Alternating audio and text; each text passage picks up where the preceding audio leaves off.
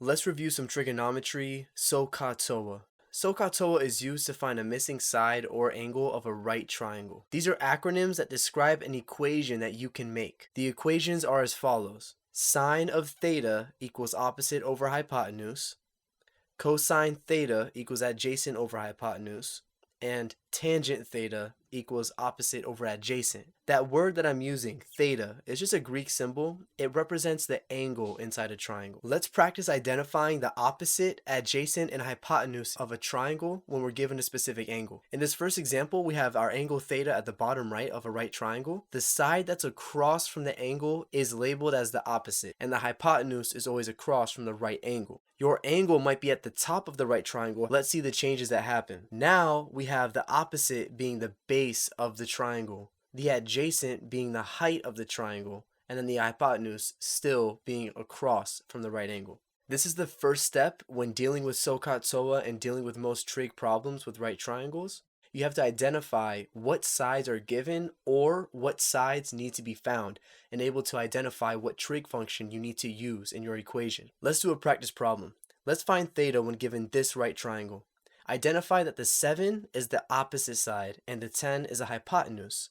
Once you identify that, you could clearly see that we have to use the sine function. So our equation is going to look like sine theta equals 7 over 10. We're not done with this though. We need to solve for the Greek letter theta.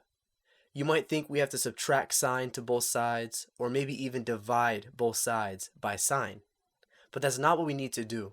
In order to cancel out the sin, the sine function, there's a button on our calculators that has the same exact symbol, sin, but with a -1 as the exponent. This is called the inverse sine.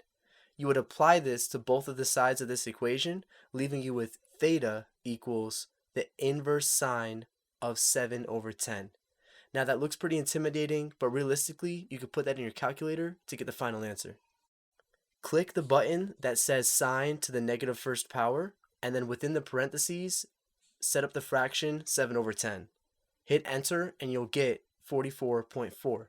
This means that the angle that we're identifying here is 44.4 degrees.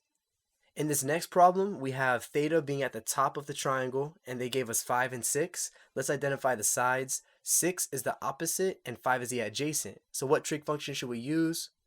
We should use tangent. We can set up tangent of theta equals 6 over 5. To solve for theta, we apply the inverse tangent to both sides. This leaves us with theta equals the inverse tangent of 6 over 5. You can plug that in your calculator to find 50.2 as your answer. That sums up this lesson. This is just part 1. Check out part 2 right here.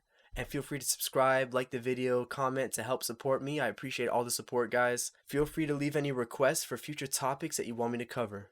Have a great day.